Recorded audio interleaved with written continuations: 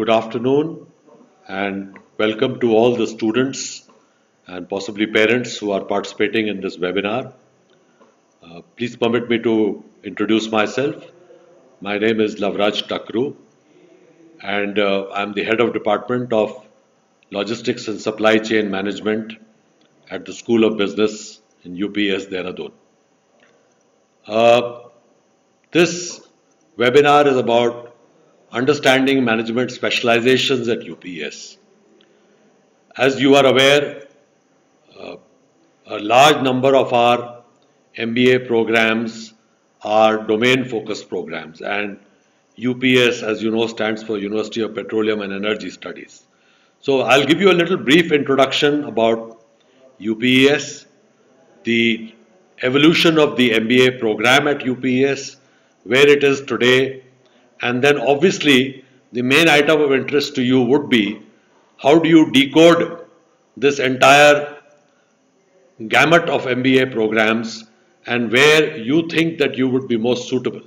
So after I let you know something about the MBA programs and what we have evolved to at this point of time in the School of Business, I will tell you a little bit about what kind of backgrounds our students come from.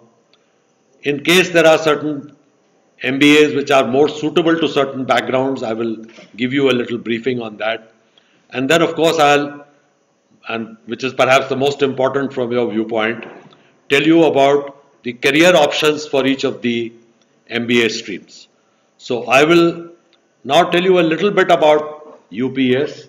UPES was started in 2003 at Dehradun under an act which was passed by the Uttaranchal at that time, Uttaranchal State Legislature.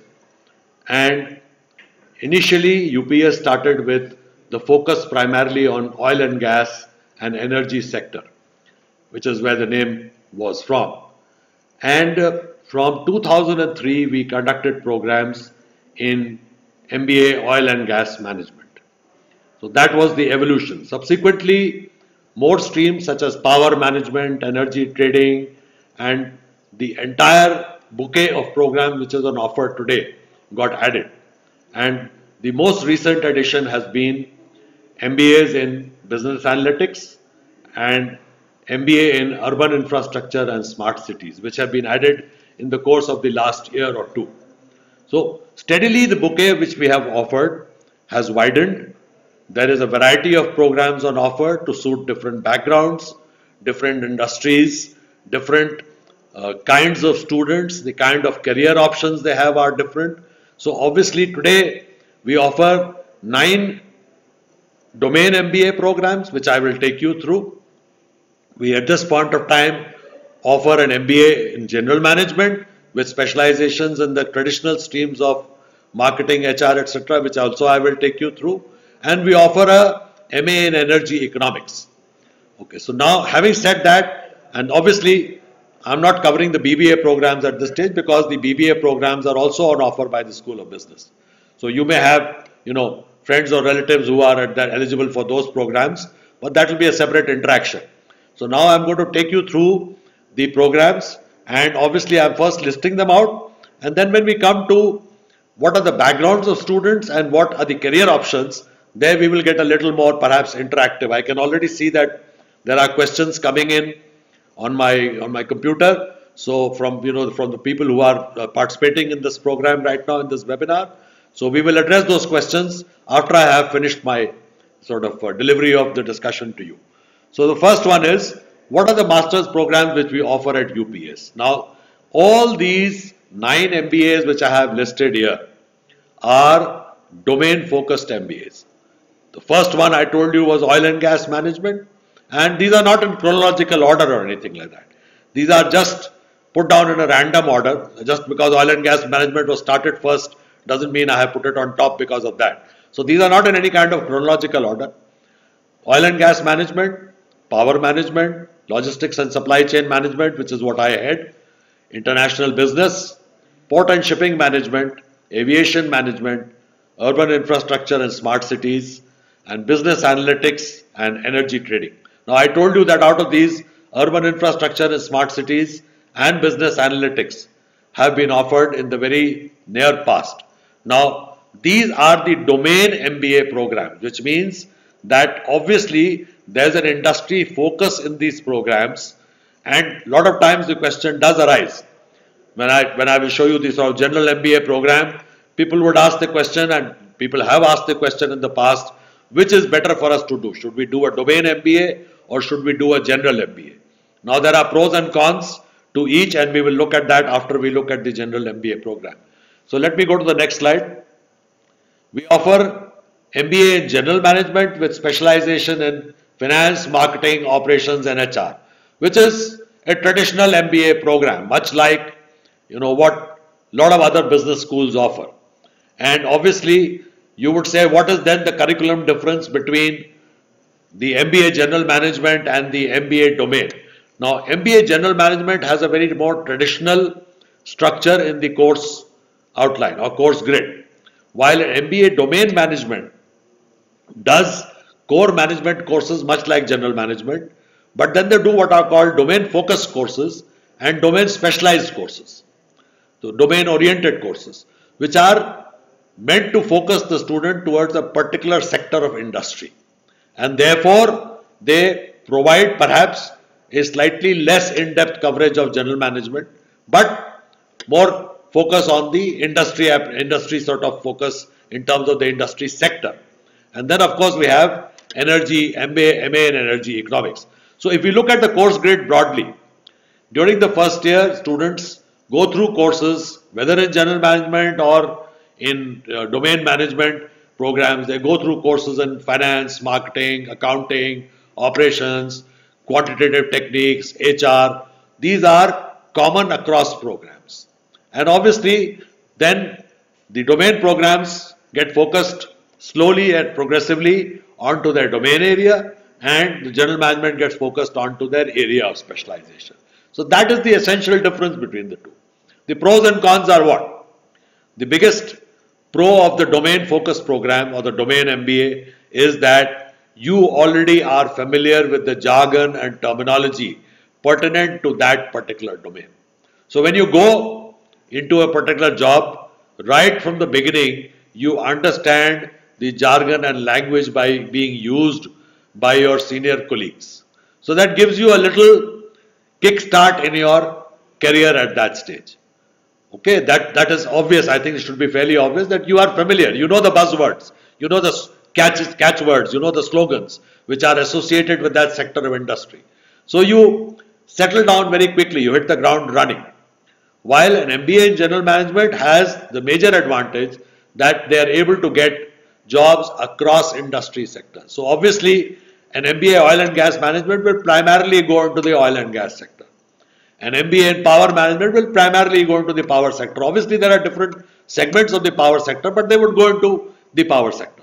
While an MBA in general management can go into oil and gas sector, power sector, port and shipping, whatever. But the focus would be then on the functional area which they have specialized in. So these are the relative advantages of these two programs. If you, obviously it's a matter of it's a matter of inclination.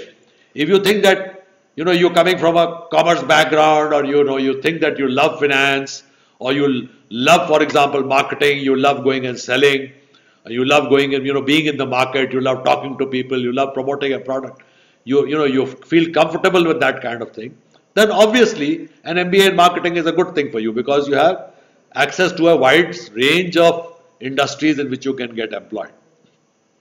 But if you think or your prior background makes it suitable for you to be focused, for example, on you have done, for example, electrical engineering, and you think that power is what I'm comfortable with, and that was a subject which I loved during my engineering. So obviously there's going to be a shift or a thinking towards going towards MBA power management. So that is going to be the kind of relative merits of the two sides. Obviously each is important, segments of industry are different, but the people who go out from our college, we do not segregate them on the basis of their specializations. We give them all the opportunities possible in terms of employability. And obviously there are people who are comfortable doing business development, there are people who are comfortable doing project work, and there are people who are comfortable doing back-end consulting, there are people who are comfortable doing analytics. So there are and there are people comfortable doing operations. So we have all kinds of students and their personal inclinations and obviously their prior educational background. So I hope this point is reasonably clear, but if you have questions related to this, we can address it afterwards. Now let's go on to the mix of students which we have at this point of time in the MBA program. Now this is by and large a fairly constant mix. I mean, it's fairly encompassing in terms of covering the areas. So what are their graduation streams? Engineering, obviously a very large number of engineers do come into management, and followed, it's more or less between engineering, commerce and management. The majority of students come from these three graduation streams. When I say management, it means a BBA program or some kind of a bachelor's in management program, BBM, BBA, whatever. So we have engineers across streams. We have chemical engineers, mechanical engineers, computer, IT engineers. We have, people coming from systems backgrounds. We have people coming from electrical. We have chemical engineers. We have all kinds of engineering background people coming in. And this, obviously there are some streams which they are more sort of comfortable going into, and we will cover that. Then we have commerce and management, which is fairly, that means BComs and BBAs, BBMs, which is more or less even. So maybe we have like 35% engineers, we have like, maybe 25 to 30% each of commerce and management. And that leaves about 10% or thereabout 10 to 15% who are of backgrounds from economics, science, mathematics, liberal arts. So BScs, BA honors in economics, and liberal arts means it could be English, it could be history, it could be psychology, it could be sociology, it could be political science, whatever. Liberal arts is a very broad term I'm using over here. So primarily the majority comes from the first three, and then followed by fourth, which is obviously quite considerable, and then science, maths and liberal arts are comparatively in a minority. Now the question which arises is, we do not lay down any restrictions. Which stream therefore is more suitable? We do not say that we will restrict people on the basis of their graduation streams. But there are obviously certain clear-cut affinities. Engineers are more comfortable going into areas such as oil and gas and power and logistics and supply chain management. These three areas, they obviously feel more comfortable. There's a certain degree of technical knowledge required at some points of time. More than the pure commercial knowledge, there is also some degree of familiarity with technical issues which are required. Obviously, we try to ensure that the commercial focus, the management focus is primary. But it helps if you understand a little bit of electrical or a little bit of engineering, you obviously are more comfortable in streams such as power management. But that does not mean that we restrict on that basis. We are happy having people from all streams come into oil and gas and power and logistics and supply chain. Obviously in oil and gas and power we have a fair proportion of engineers. Logistics and supply chain about 1/3 still. But a fair number of engineers come into the stream, but they obviously go into these. Commerce and management streams. Ideally for logistics supply chain, in international business, business analytics, energy trading. So, when you look at these streams, commerce and management students are obviously comfortable there. It's not that engineering students cannot do those. Engineering students do those. But it's a matter of personal choice. I'm just giving you a heads up that if you are an engineer, there is a certain degree of familiarity which you have with oil and gas and power sector. It does help a little bit in terms of your familiarity. Again, just like you pass out from a domain, you feel comfortable in industry. Same way an engineer coming in is slightly familiar more with oil and gas and power, because those are slightly technical areas. Sometimes you are required to understand pressures, dimensions, distances, things like that, which not that other students don't understand, but you have a degree of familiarity with that. So, having said this, therefore, the sort of upshot is people from all streams can fit into all areas of management. To a large extent, decided by what are your personal preferences. If you have got certain personal preferences, doesn't matter what background you are, what graduation stream you are from, you have to make your career decision. And I think the most important factor in that ultimately is going to be what kind of placement are you looking at, or what kind of a career are you looking at, what kind of companies are you looking at, what kind of job profiles are you looking at post your graduation. So once you do your MBA, what are you going to get, what kind of opportunities will you get. So again, now I'm going to go domain by domain. I will try to give you an idea of some of the kinds of business or placement opportunities or career opportunities which are available to students. And then you can ask me questions after I finish the whole lot. I will be able to address specific questions. Okay. So let's start with MBA oil and gas. Now, I'm not going to sort of read each of them out to you, but it's very obvious there's an area of research and consulting. So we have every year companies which are coming to recruit students across streams in research and consulting. We have companies such as Accenture which comes, which looks at students in MBA oil and gas, logistics, supply chain, power, general management. So such companies come, they look at students across streams. So when depending on what kind of, because they have got consulting verticals in those streams. So when they come and recruit people, they look across streams. So it's not that only MBA oil and gas students will go into research consulting. Any of the MBAs can go into research consulting. But some are more amenable and some are going, and therefore I have put it down specifically as a career option in the case. So I will go into stream by stream, I will cover these. Research and consulting, operations.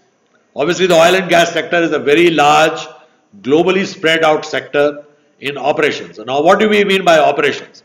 Operations could mean refining, it could mean downstream operations such as terminals, oil terminals, it could mean retailing, it could mean any aspect of, it could mean procurement, it could be anything in the oil and gas sector.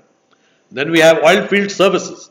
There are companies which specialize in providing oil field services, and they have a lot of opportunity. And when we say oil field, we automatically mean gas field services also.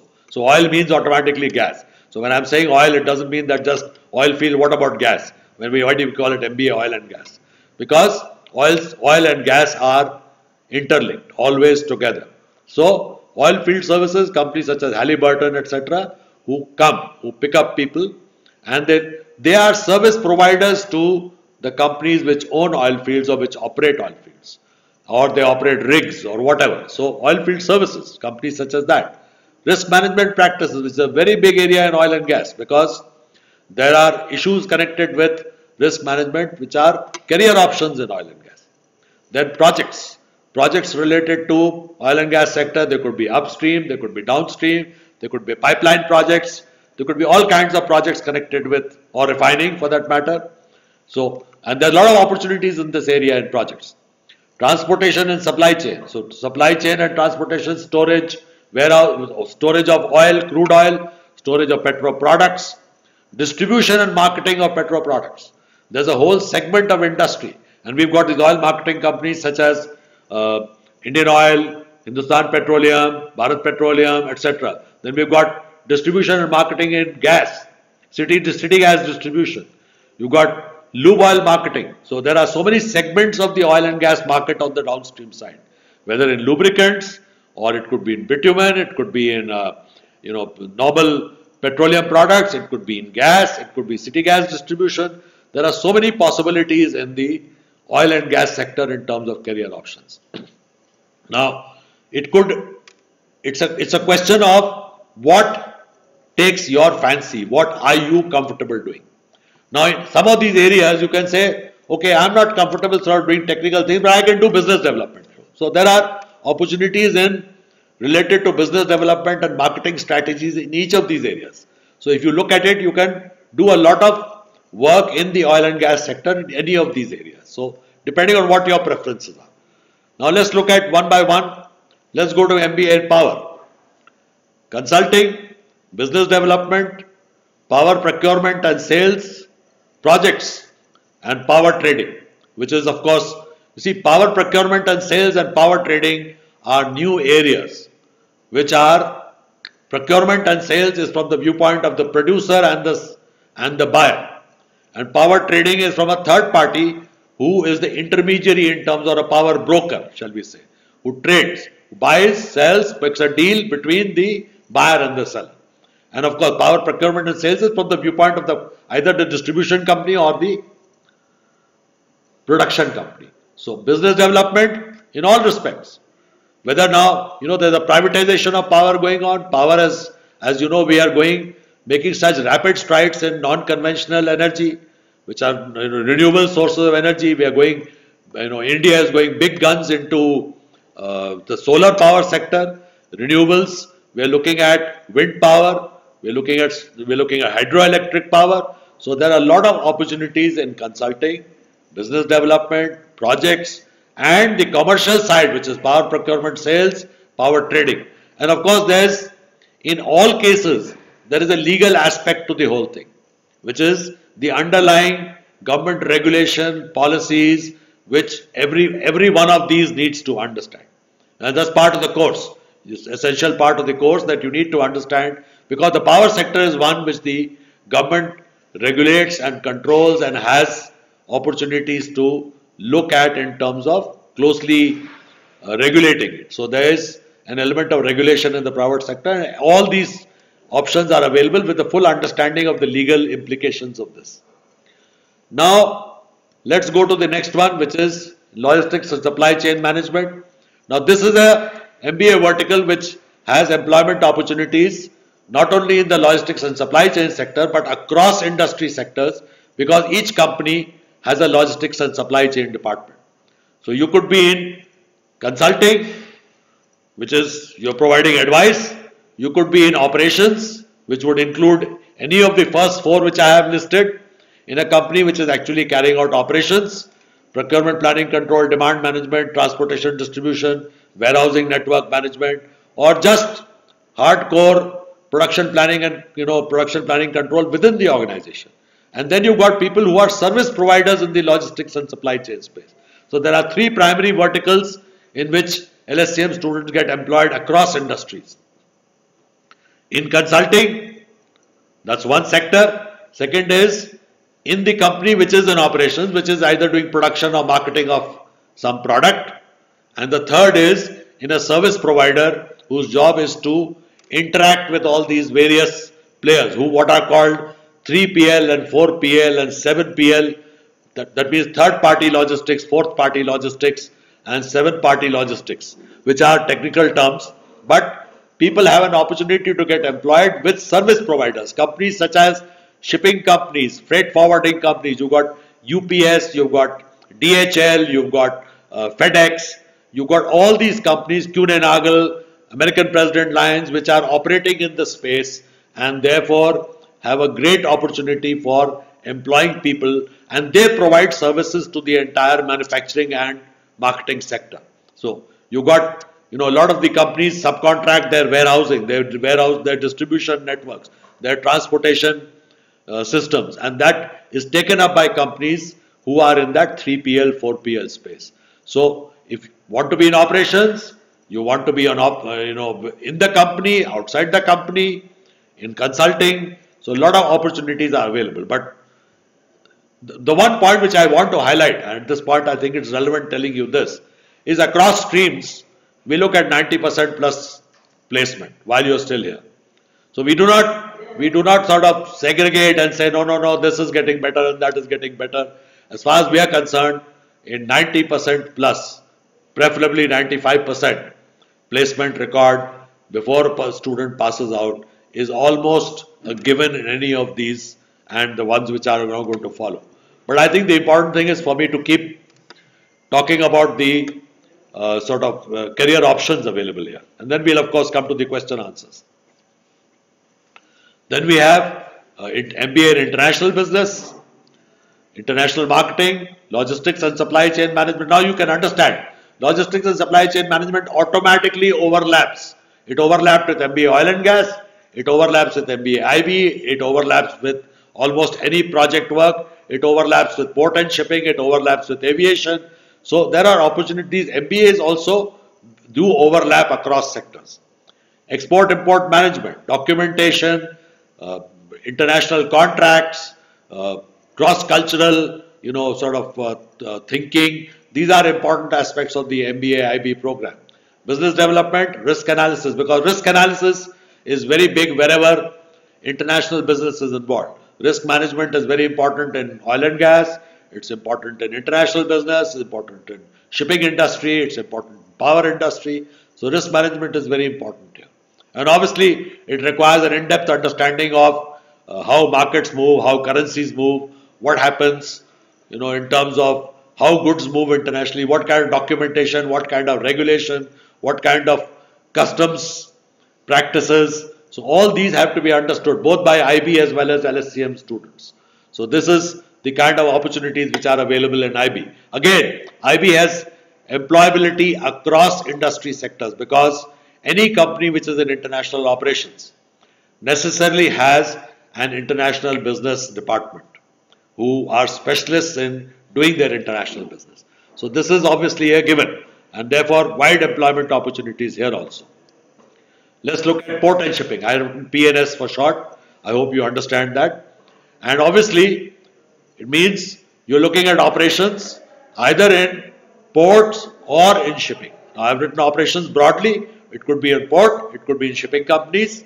Then you have cargo and freight management, very specialized, very commercial area, handling, container freight stations. You're looking at export-import cargo management. You're looking at consolidation. You're looking at all kinds of freight management practices. The shipbroking and chartering, which is very specialized. Company A has a ship, company B needs a ship, and you are in between. And there are obviously specialized knowledge and risk management involved, looking at what the client needs and making a deal to suit that. So that's important. And then obviously in consulting. Consulting, of course, a lot of MBA students have opportunities in consulting. I may personally believe that consulting comes best after a couple of years of experience. That's my personal impression. But it doesn't mean that students do not go into consulting ab initio. Companies such as Accenture come year after year and do take students, and with some of the finest packages. So we don't have an issue with that. Personally, I believe that consulting comes best after a year or two because you acquire a certain amount of hands-on experience of the particular sector. In aviation, again, freight forwarding on port and shipping side is by sea, and obviously in this case, in aviation, it is by air. But there are similarity of practices, similarity of customs rules and regulations. So there is a similarly cargo management, operations, business development, aviation supply chains, particularly on the repair and maintenance side, what is called MRO, maintenance and repair operations, because it's critical to have a very good supply chain on aviation operations. You cannot allow an aircraft to stand on the ground without a spare part availability or lack of fuel or lack of the catering has not got done or whatever. So there are critical aspects of aviation supply chain management. And then of course in aviation marketing. And you got, as you're aware, India has got 200 and odd airports. And we want to have in the next few years 600 and odd airports. And not only that, we are looking at multiple number of airlines and private chartering in aviation in terms of aircraft and in terms of helicopter services and so on. So we have so many opportunities in terms of aviation sector. It's a growing sector. All these sectors are growing sectors, which is why domain MBAs make a lot of sense in this particular case, because these are all growing sectors of industry. And therefore, students who are specialized in that get great opportunities in that. So, therefore, let's look at urban infrastructure and smart cities. Now, this is the current thrust of the government, which is why this MBA has recently been launched last year, that urban infrastructure and smart cities are a thrust of the current government. And if you look at it, 100 odd cities have been identified already for being declared as smart cities, and infrastructure is to be developed. Now, what does infrastructure mean? When you say urban infrastructure, are we just thinking of roads, or are we just looking at some, bus service? No, we're looking at an integrated transport service. integrated transport service in the urban scenario. We are looking at integrated, not when we say smart city, we mean seamlessly integrated smart cities. We are looking at cities which, if any of you have visited Singapore, you know what we mean by a smart city. That's a smart city, which everything moves seamlessly and it's energy efficient, it is makes sense, people commute less distances, time is not wasted, it's a lean, mean, smart city. So that's what effectively it means. And you could be in business development, you could be in projects, and there are going to be the dozens of these metro railway projects are going to be coming up. And smart cities also mean good communication system. It means this integrated communication system, it means a seamless communication system.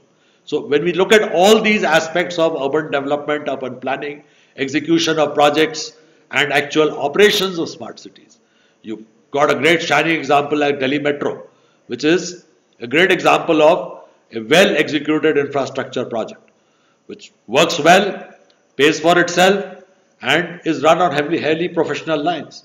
So therefore, that's an ideal example to look at in the Indian context. And this is what's going to be the scene in your working careers. Starting today, your working careers stretch to the year 2060. That's the very least you're looking at. And you know what kind of priorities the government is setting for the year 2030, 2040, 2050, 2060. If you're looking at the long-term perspective, you know what it means. You know that electric vehicles are going to be a reality by 2030 in India as per the current target of the government of India. So those are the challenges which people who are going to work in this area are going to be looking at. If the entire system is going to operate, for example, in an environmentally friendly way through electric vehicles, everything will get converted to that by 2030. And that is the area you would be getting a head start in with this MBA program.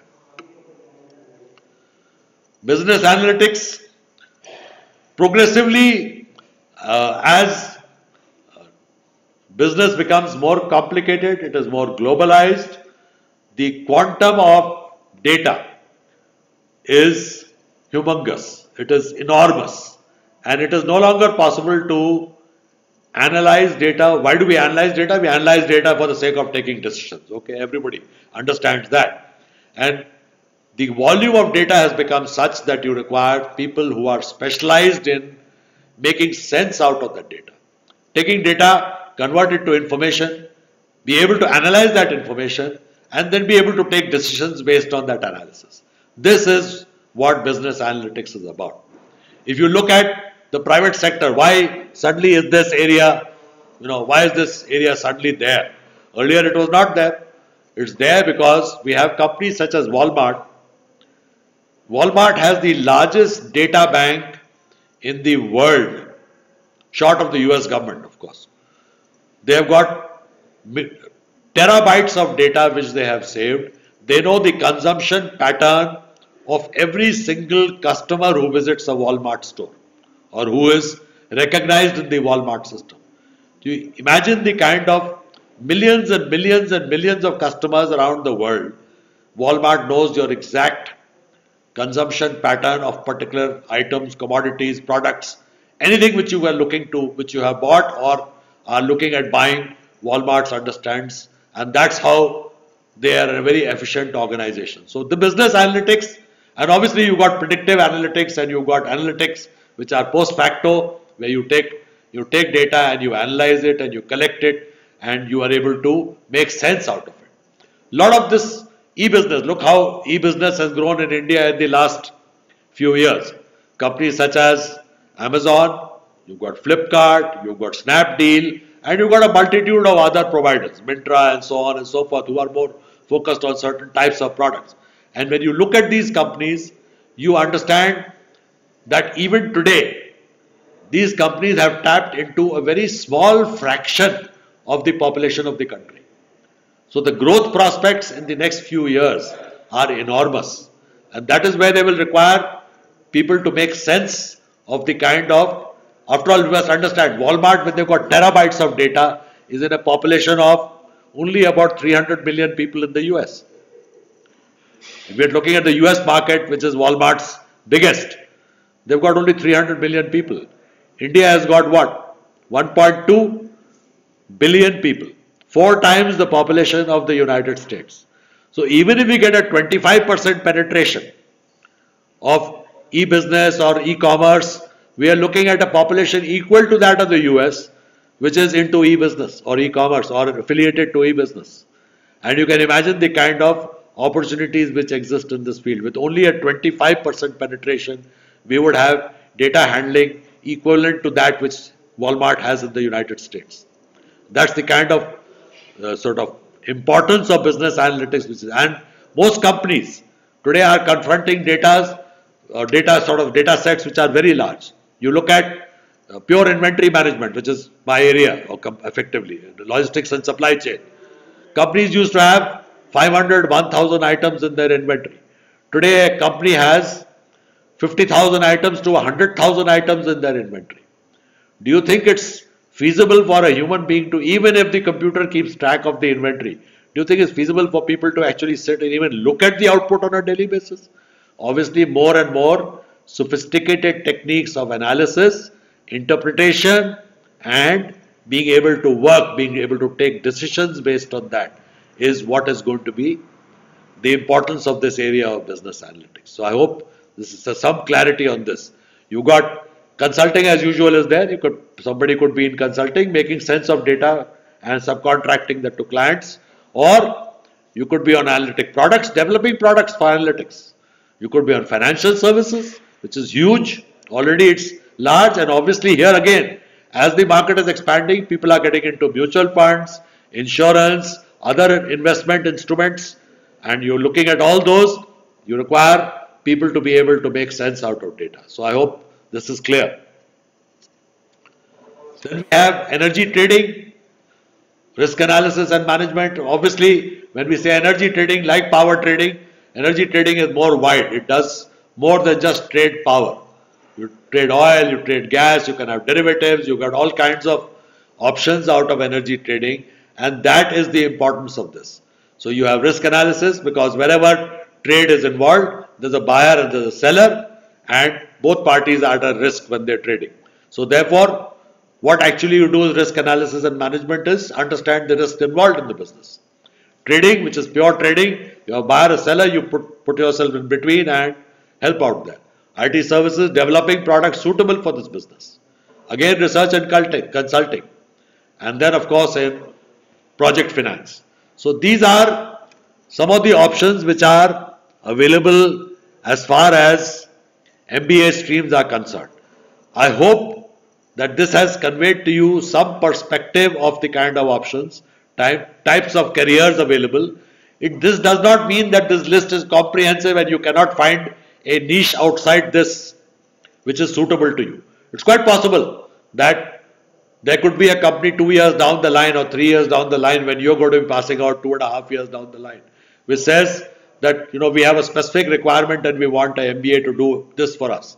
So it's possible. This list cannot be comprehensive. In any case, 2.5 years down the line, or 2 years down the line, what employment opportunities are going to arise?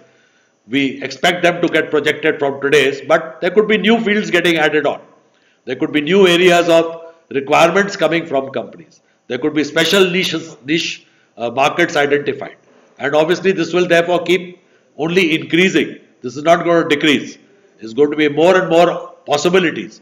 But that you will be able to have a better idea about once you are in the career path and you are tracking your MBA program and you are in touch on a daily basis with what is happening around you and what's happening in the market around you. You can see what's coming on. 2 years back, urban infrastructure was just like a sort of faint dot on the horizon. Today it has become a big thing. Analytics 5 years back was hardly visible. Today it's suddenly an emerging stream. So when we look at all these are ongoing possibilities. And obviously when we talk of MBA general, they have opportunities across all this. They have possibilities, for example, finance people have possibilities in the finance side, the commercial side of all the operations, if any of these MBA streams. But obviously finance people are more suitable for finance profiles in each of these industries. Marketing people are suitable for business development or marketing profiles in each of these streams. Now, you can say that business development marketing, what's the difference? There's some degree of difference between the two. And of course, there's an operations side of marketing, which is actually selling and credit management and so on, which are associated areas. So if you're in marketing, automatic, no.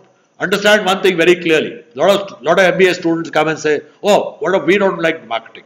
Well, what is the use of making a product if you can't sell it? Which company makes products but does not sell them?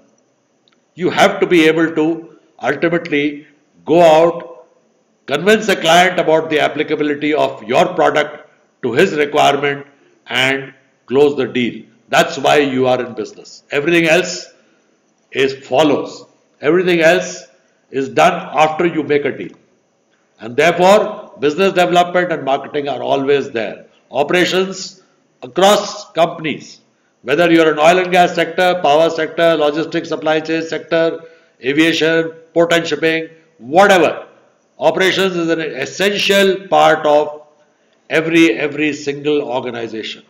So that is the importance of the general MBA. You could get employment opportunities in any sector of the industry. Every company has an HR department. They need MBAs who need to run those departments. And therefore, again, HR. So MBA general management will have opportunities across. And that's what you need to be clear about. So what we'll do now is, we will take questions and I'll try to answer. I'll just scroll up and see what are the number of questions, and then I will answer them as I sort of in the order in which I take them, as I see them.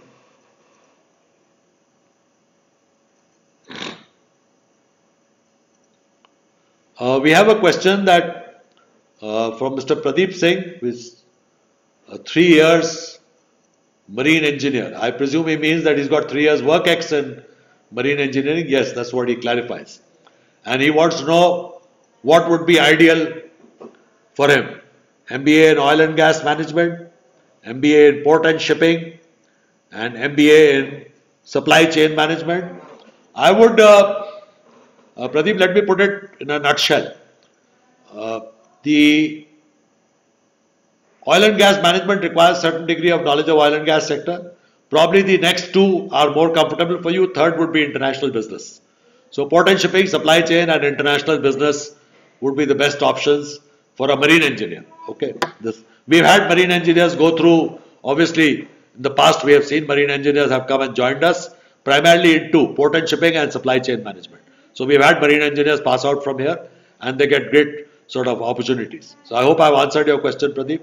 I would not recommend therefore MBA oil and gas management for you, but this is at my personal thought process. You may still say, that's what I want to do. Okay, that's your first love, by all means. Because ultimately, please understand one thing. Whatever career option you're choosing, it's a life decision. And you're making that decision, you're going to have to be associated with that sector for a very long time. So if oil and gas is your first love, I'm sorry, I don't want to discourage you. But from a marine engineering background, best options, port and shipping, supply chain and international business.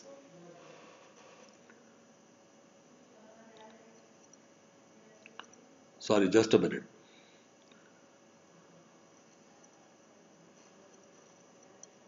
Jitesh Wadhwani wants to know what the average package of oil and gas last year. Well, I don't want to get into specifics in terms of by and large across sectors. The average package is 5 to 6 lakh rupees per year. Now, having said that, I must clarify. Across sectors, the maxima goes as high as 18 lakh rupees. Okay.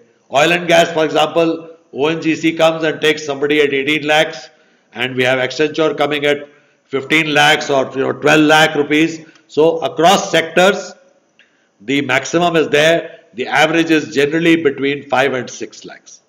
Okay, this is the broad trend across sectors. So I'm not going to single out oil and gas for a discussion here, but that's, I hope, has answered your query.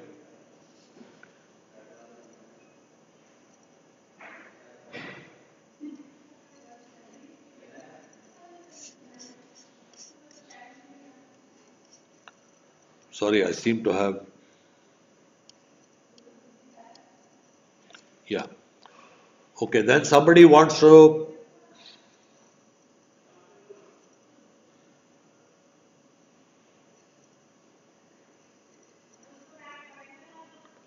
The fee rebate policy, the Gagan City wants to know about fee rebate. The fee rebate policy remains the same across. It's not for general MBA or any other MBA, general management MBA. The fee rebate policy remains the same. It's based on your prior academic background and accomplishments, and the question would be best addressed by the enrollments team. So you need to ask them that question. Okay. I hope I'm clear, Gagan. There are possibilities. There's no separate fee policy for MBA general management. There are fee rebate policies are across the programs. Again, on the form filling date, please check with the enrollments department. This is their discretion. Average package I have already addressed, so I'm not going to address this question again. It's between 5 and 6 lakhs, between 5 and 6 lakhs per year, and that's across programs. And I've told you that the maxima is generally at about, depending on the sectors, between 12 to 18 lakh rupees, and the minima is generally around 4 and a half. So that's the general trend.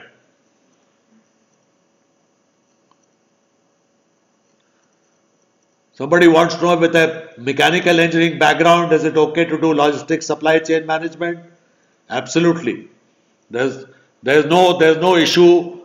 We have mechanical engineers, we have chemical engineers, we have different kinds of, we have computer science engineers, IT engineers in logistics supply chain, and it's absolutely possible to do this. It's beneficial. Obviously, it's beneficial if that's what you want to do. The question is not whether you're a mechanical engineer or a chemical engineer. Question is, do you want to do logistics and supply chain management? So therefore, my suggestion about the sort of enrollment process is, please address these questions to the enrollment team, which you are already in touch with, in terms of cutoff marks or date of form filling, etc. So, I'm sorry, I'm not under Dushyant Sharma, I'm not understanding your question. What to choose to become a completion engineer? I do not know what a completion engineer is. I'm myself an engineer. Long time back, I completed my engineering, but I do not know what a completion engineer is. So, if you could please clarify this question.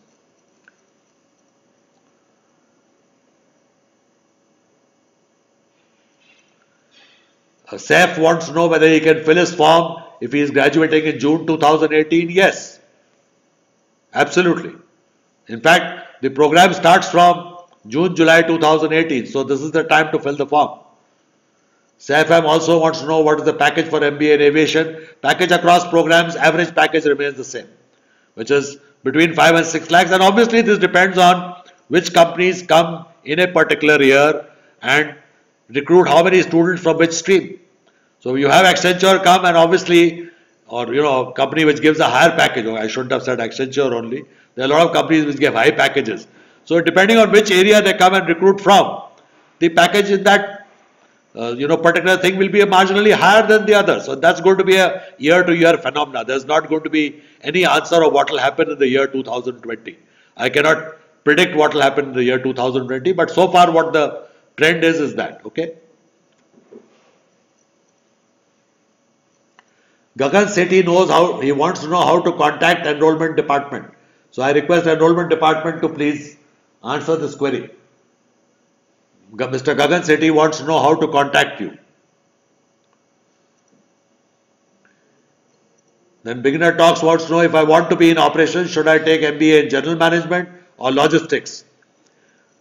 Question here is, if you want to be in logistics supply chain, whether you're in operations or something else, you're suitable for all areas in logistics supply chain.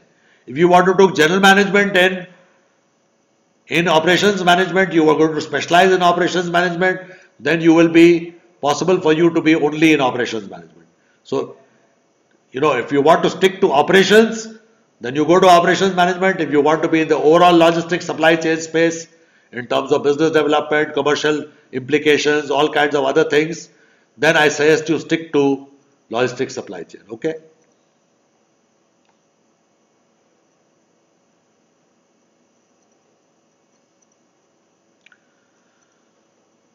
There's a question about logistics supply chain management. Are there opportunities to get job in India or abroad? And if abroad, could I say which countries?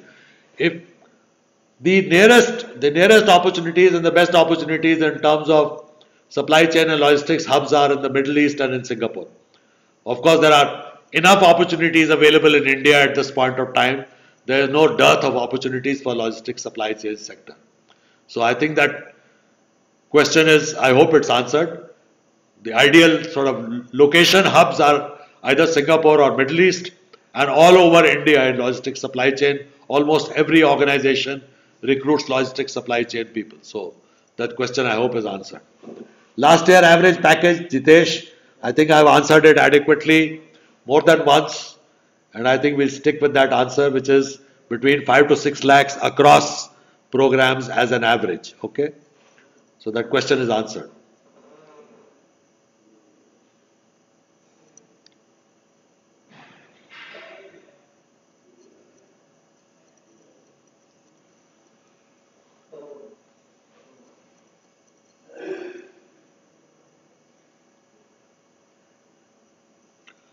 Are there any other questions? I'd be happy to take them. I've so far run out of questions which I have with me.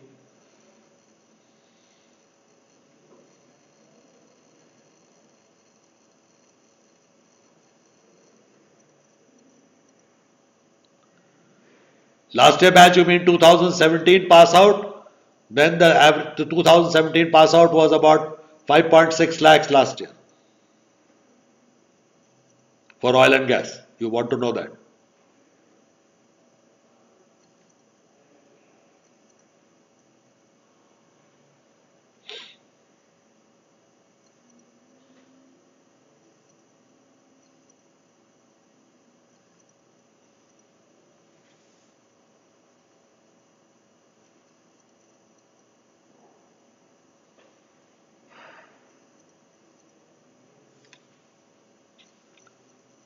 Enrollment team, Jitesh wants to know what is the last date of form filling. Could you please address this query?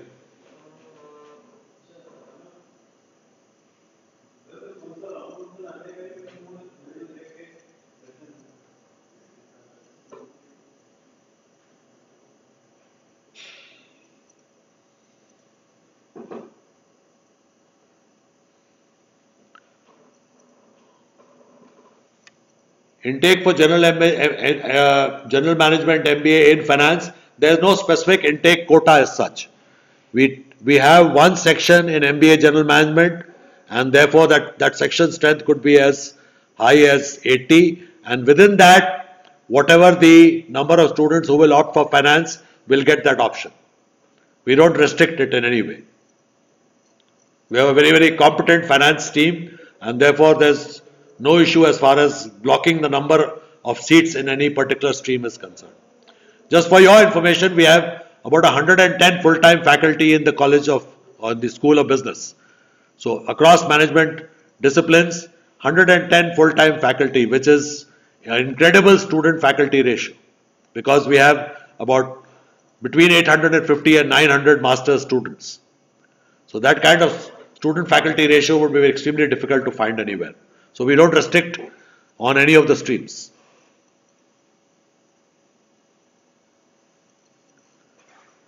Saif wants to know if the admissions, when the admissions are starting. Admissions started, Saif.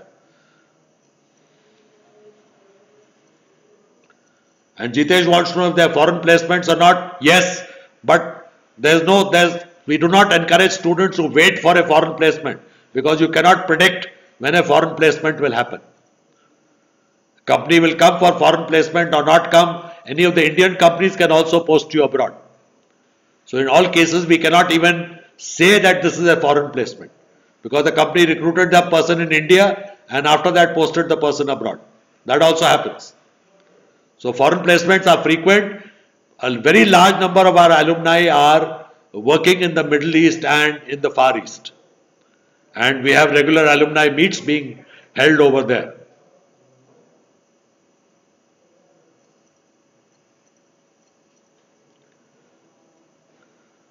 I am not going to get, Thresiyamma, I am not going to get into this competition of higher average package between MBA LSCM, MBA IB, right? I already mentioned that I am the head of department of LSCM. So this is definitely a question I am not going to get into. I have told you that the average package is between 5 to 6 lakhs across verticals. So this is not, this kind of specific detail I don't think we should go into. There is very little difference between them.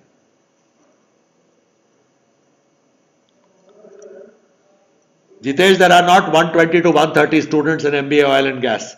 The typical MBA oil and gas batch is 90.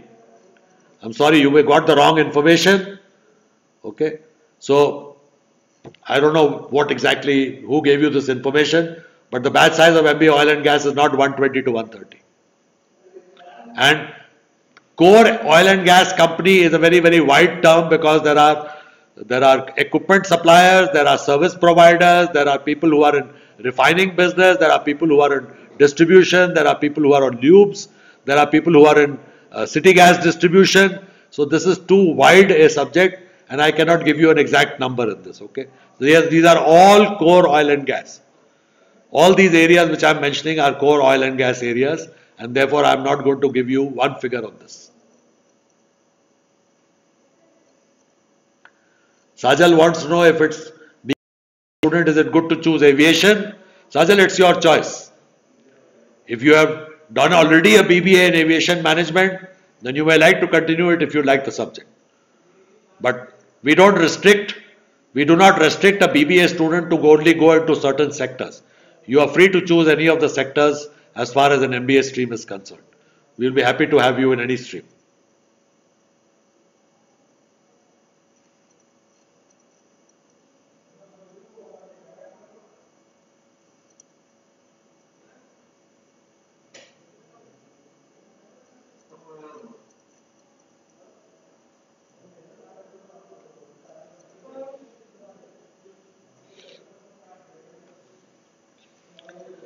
Again, Sajal wants to know what kind of jobs are there in aviation management. Is it better than other MBA specializations?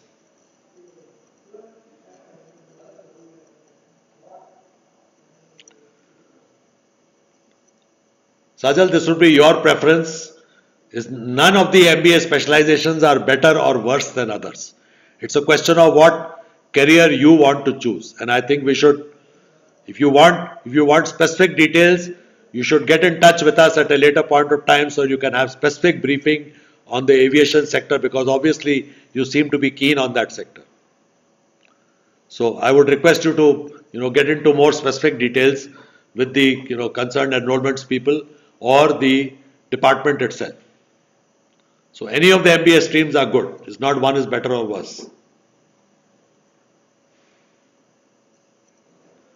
Saif, there is an entrance exam for MBA to the extent that we look at your entrance exam scores, whether it's CAT, MAT, or the UPES entrance test. You got to appear for some test to assess your aptitude for a management program.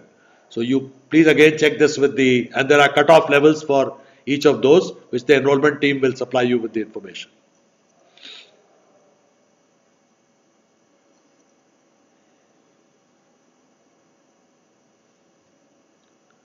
Core companies of oil and gas sector you are asking, or you are asking core companies of any sector which you want to know? I am not very clear, but I presume you are meaning oil and gas sector. So we had companies from upstream companies, we had equipment companies, we had services companies, and we had, I'm not going to name companies here, and we had lubricant companies, lubricant marketing, we had companies which are in the gas business. So these are some of the core companies which came in oil and gas. I think you're talking of oil and gas. So if that is the case, we had core companies across different segments of the oil and gas sector last year. This year, for example, ONGC has already come and recruited a student. So, and lube companies have come and recruited students. So this is an ongoing process. It is 70% companies which came previous years repeat this year. That's the extent of impression our students make on companies. That 70%, more than 70% companies are those which have been previous year recruiters. And they come and repeat again and recruit again this year.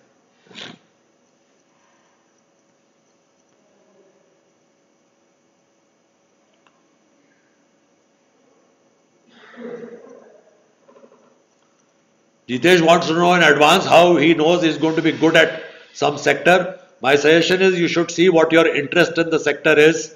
If you are interested in a particular stream, you will be good at it. There is no doubt about in my mind whatsoever. If you love a particular kind of career, if you love a particular kind of sector, if you love a particular kind of job, you will always be good at it. So I cannot comment on what happened in your engineering and technical competence is a separate issue. But career wise, if you love a particular sector, you will be good at it. There's no doubt in my mind whatsoever.